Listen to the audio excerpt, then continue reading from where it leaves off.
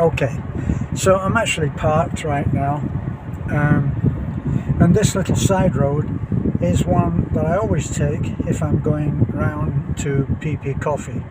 Okay, but it's interesting because here you've got quite a nice house.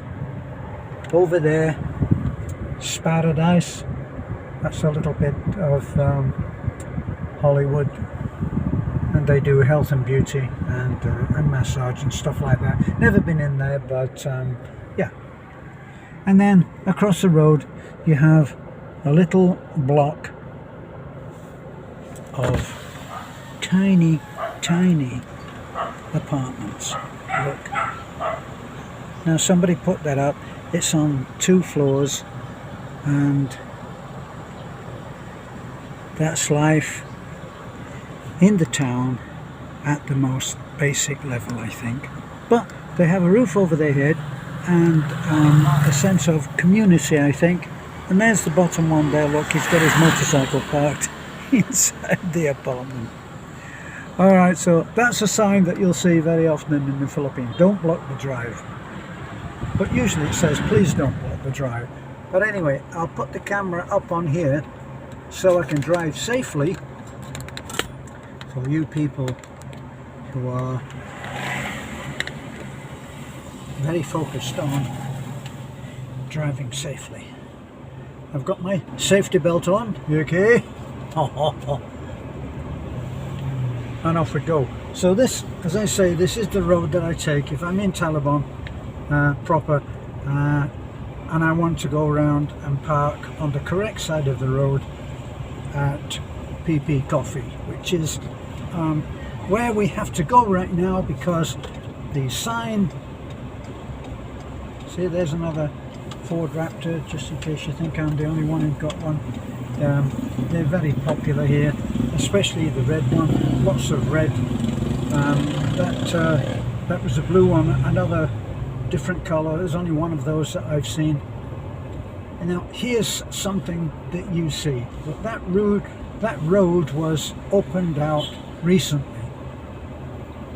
and now it's got all kinds of little businesses that are opening up, and because of the situation right now, that people really are trying to make a living. Oh, that's unusual, isn't it? So, very busy today.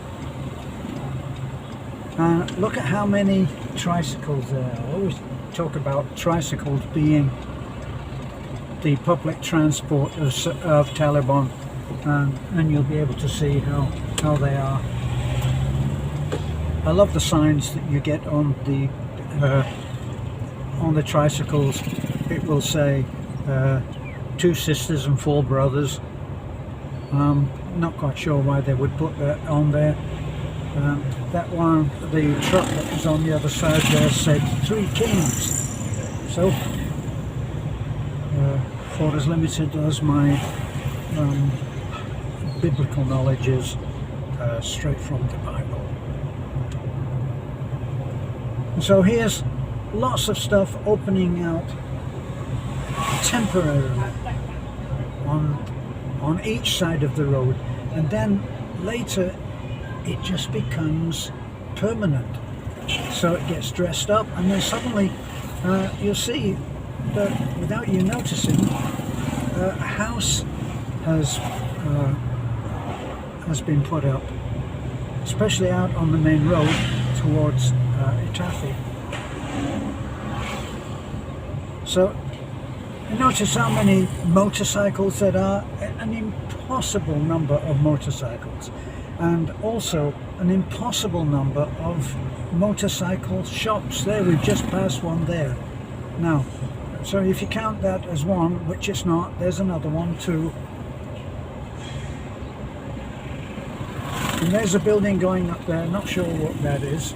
Well, why would I? It doesn't have a sign on it. Beth always looks at these places and says, oh, McDonald's, which of course is a far reach of imagination, because I think that McDonald's would want to take over something right in town. And here's on the right there, the blue on the blue. Now notice how these people will just march out, not looking, and they take over the road. It always amazes me how more people don't get run down. And it is the acceptance of the culture the way that it is, and not in the mind of the average foreigner. So now we're passing Vidasto, where we have always spent so much time. And here's the park on the right, and on the left, I don't know how much you can see, it's not really wide angle, but that's the Catholic Church. The Catholic Church had some damage, but not too great. But the, I guess it's a conservatory, it looks like a 5-star hotel. That's where the priests live. Roughing it, I guess. And now, we're going, this is actually the centre now of Tallinn. So on the left hand side, more interesting stuff on the left, I guess. So I should have you looking over there. And then we come to, let's take it an outside perimeter that we go on. So now there's no power at the moment, frequent power cuts. Now if you look on the left there, hundreds of tricycle taxis, and they're all trying to make a living, and they do a great job. And up ahead you've got what is the port of Tallinn. And now on the right hand side, this went through a beautification recently by the mayor. I think there's a new mayor now, I'm not quite sure. I should know, shouldn't I? And they did a beautification of this, kind of like a little bit like a boardwalk kind of thing, and they made it really lovely.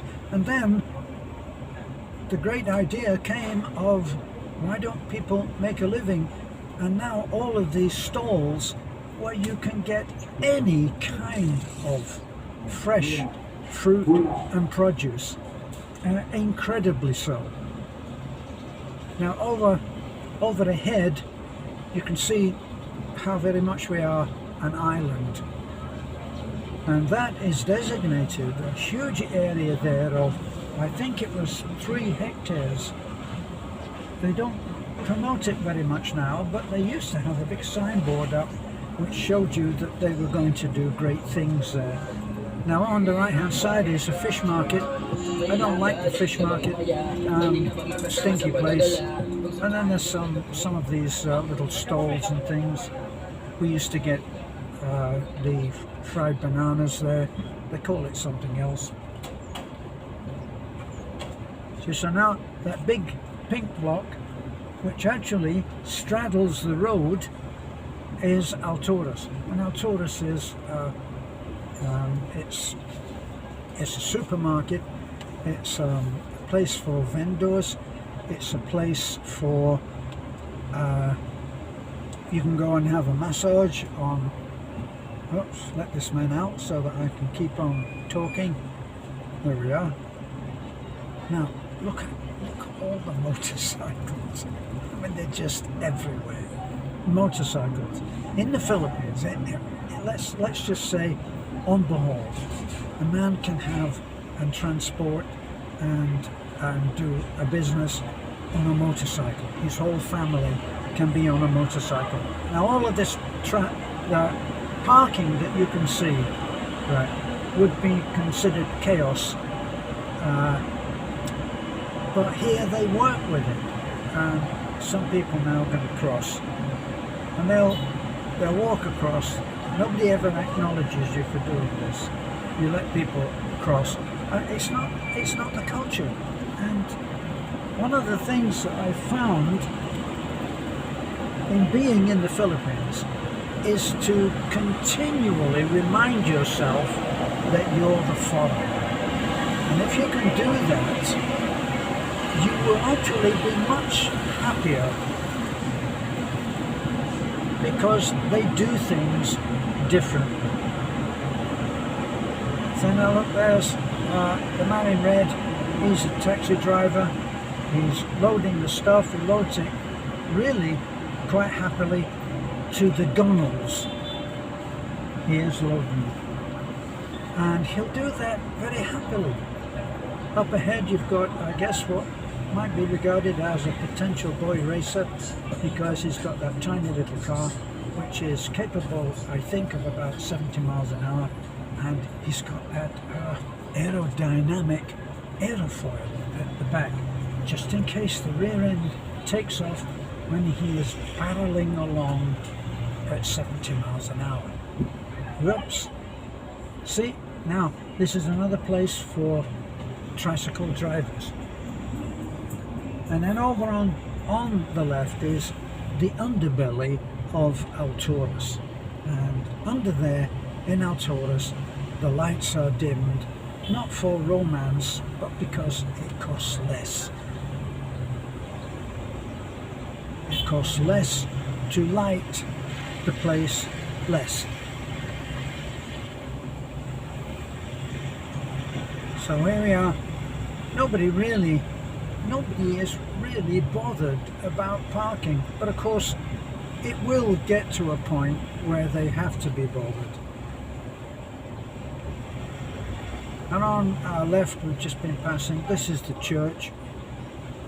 No, this is a grand old church.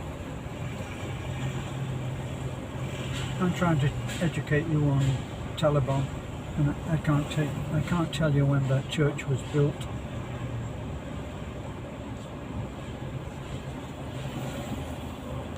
But if I turn the camera and somebody is beeping me, he's a taxi driver and he's got a living to make, and he's that one that I just said was loading his taxi. Then opposite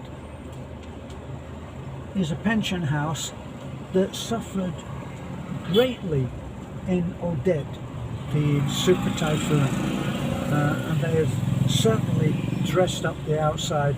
They've been working full-time doing all of that work, and it does look terrific.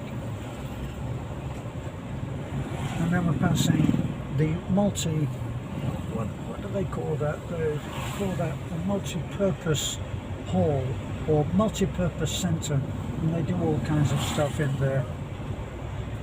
Over on the left is yet another 1, 2, 3, 4 motorcycle shops, all next to each other, rubbing shoulders. The thing about the Philippines that I've noticed is if you go to a store and they don't have it, they will happily tell you, why don't you go over to that store over there, and they'll send business to their competitor. It's amazing. So we're still in the crowded part of Taliban, and you'll notice that the way they drive is not like you might be used to. And as I say, if you can retain a sense of some kind of magic, then you will see this as, I don't know, a little bit like you might look at something where you're just on vacation. Imagine if you went on vacation and everything was different. You'd be going along saying, oh, this is wonderful, everything is so different. But if you come and live here, and I guess at some point the realization that this is going to be life as you will come to know it, then you start getting upset about things. Like this now, look, he's just pulled straight out.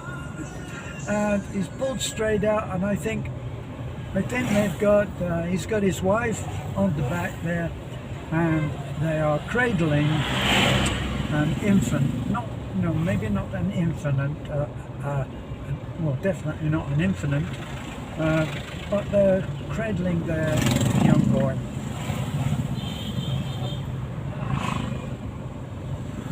And this now might be one where I can do a favour to someone. No, I can't. No, he's not coming out. And the same man is beeping me at the back, the man in the red shirt. So we're coming out now, coming out of the town, and you'll see lots of places that look as if they're building. That's repair work that's going on, and there's a paint store that we go to for all of our paint materials for doing our houses. We started trying to make things better, and painting them seems to be one thing.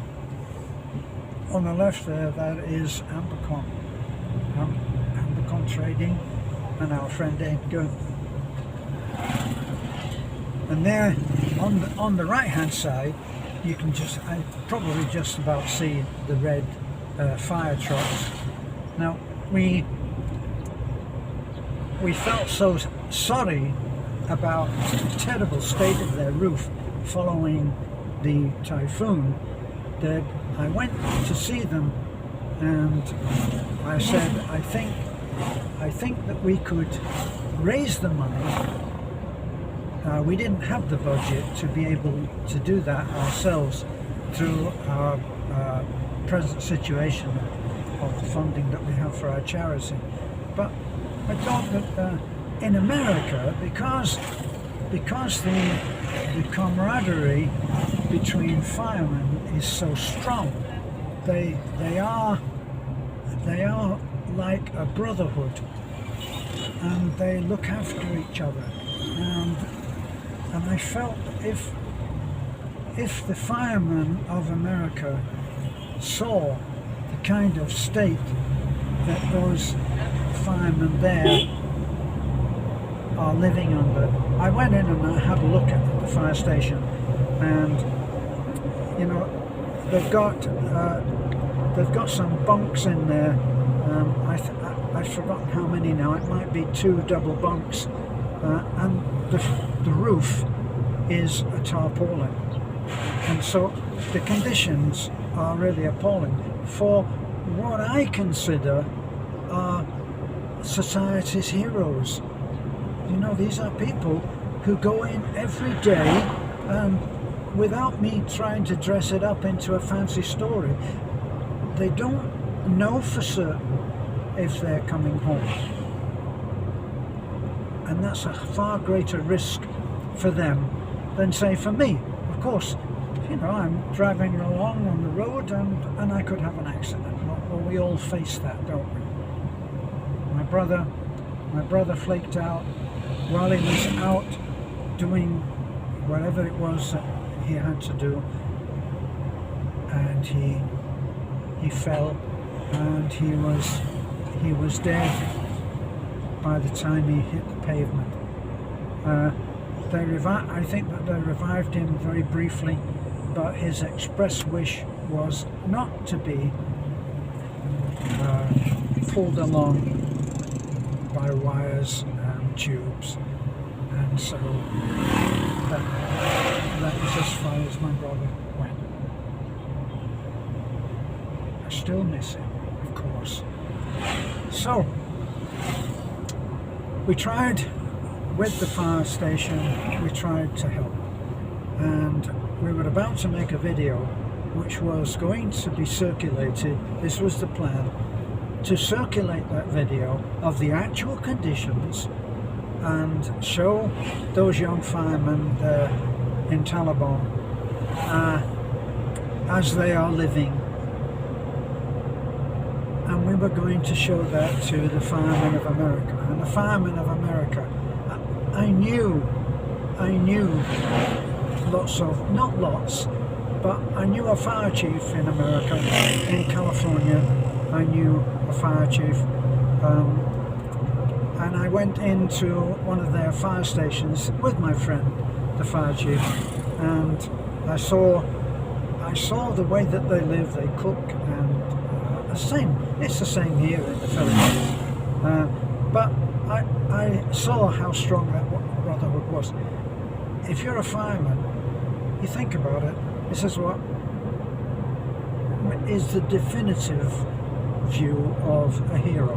One who is prepared to give his life to save another. And firemen are doing that all the time, and they may well be expected to do it in the moment for their fellow firemen. And I just felt that enough money to be able to put a new roof and perhaps give them some dining area like we did at the police station. I went back at the appointed time to make that video, and the fireman there told me that they reported my plan to the hierarchy immediately above them, and that had gone through all of the tiers and ended up in Manila. And Manila had a certain way of doing things which they expected us to do, and we felt that we would become embroiled in paperwork, which we've had several years of that in getting approved for our charity, and we just didn't feel like we could do it again. Plus, when anyone donates, let's imagine for a moment, for the sake of argument or discussion, that, I don't know, say Burbank Fire Department decided to send $1,000. That $1,000 would be used in total without any deductions, shall we say,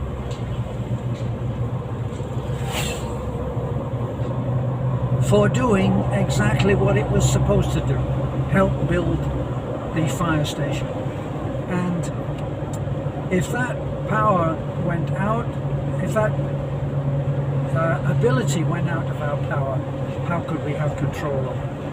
So anyway, I don't know how I got off onto the fire department, but it's part of our little route through the Taliban.